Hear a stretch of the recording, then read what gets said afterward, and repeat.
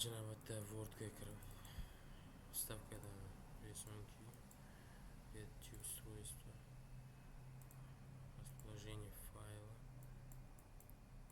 keyin o'zimizga mos qilib rasm to'g'irlab olamiz va keyin pastroqdan belgilab tablitsa 5 uch tarzda belgilaymiz va bunday qilib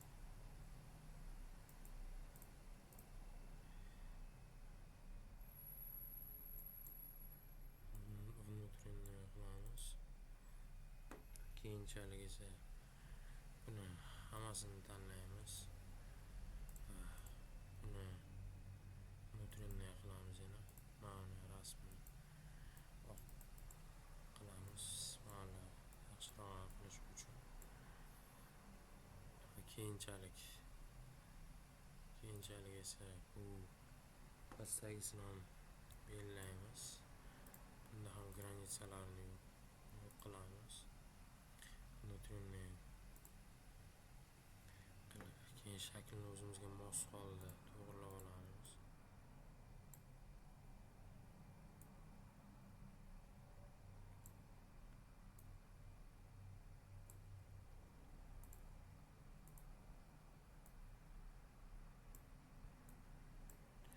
Mana